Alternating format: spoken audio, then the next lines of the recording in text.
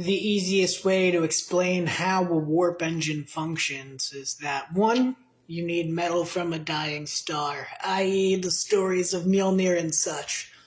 We learned this from the past that metal from a dying star is fiber metal from a neutron star. It's just a different form of metal than we're accommodated to now, and it's just based on different temperatures that allow for a higher density, so to speak. So we take this dense metal, and a quantum and a supercomputer, and fiber metal vainic wiring. We stick it inside of a fiber metal ship that has aluminum and carbon fiber, or aluminum, carbon fiber, other parts like steel. But we're going to go with aluminum and carbon fiber and then fiber metal panels and the outer gels for in space that keep everything with a little bit of flexibility to it. Now we seal in the ship, and our quantum computer is just like looking at one stem set of your brain where there's the two ends, and in between there's the little blank space and electricity arcs, and that's how we think. We have many of those stems happening. Well, a quantum computer is simply put two different ends that are having a blank space in between, and that blank space closes the circuit of the two ends. So when they talk about the spinning of one particle in this direction, and automatically this one happens the exact same way, then they change it, and this one changes exactly the same like a twin, even though there's a distance between them, and seemingly no interaction. So all it is then you take the fiber metal from a dying star, or the metal of the gods, and you create an engine casing. And within that engine casing, you emulate, and this is where that term cold fusion gets a little confusing, you emulate a black hole. Imagine cold fusion in reality is simply the term of mimicking a black hole and creating the field of a black hole.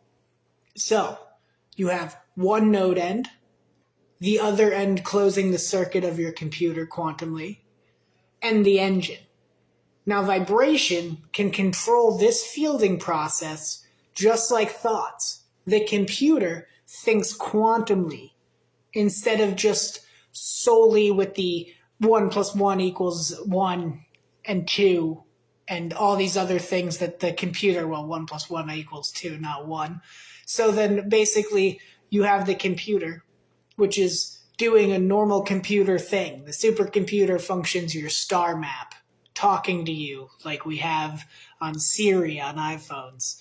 It has the ship's data for how the ship is functioning, the quality of the function of the ship, whether you have a emergency, there's been an oxygen leak. That's your supercomputer's job to handle.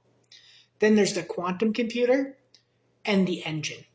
And the engine is this black hole field that sits inside the engine, and then the computer amplifies the field by using its communication as a computer saying, we need more power to the field. Now the field then goes through what is a Faraday cage of its own.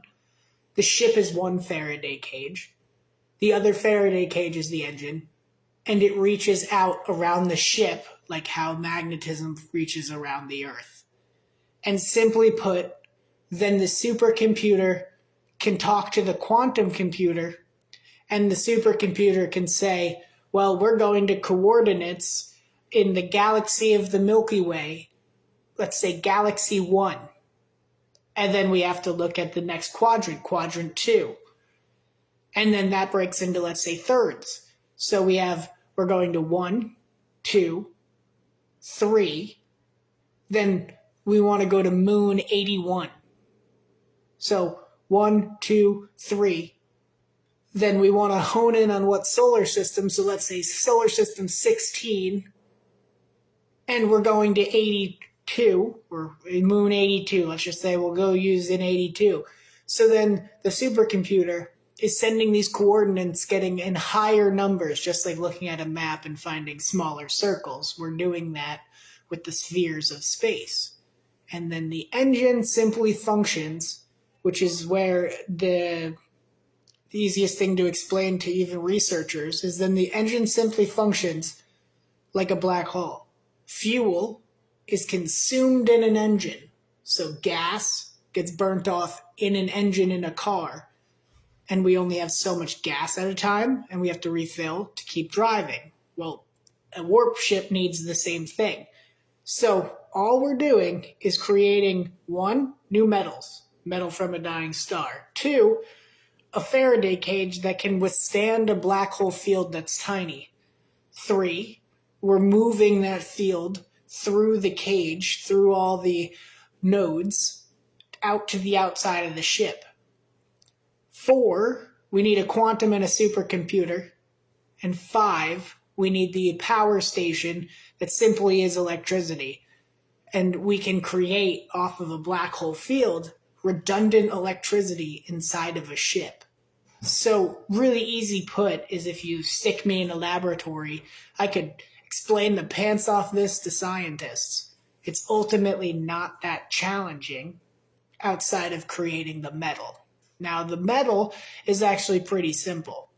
And so that is how a quantum ship works. And in another video, I'll get into the metal process and the process of metallic work.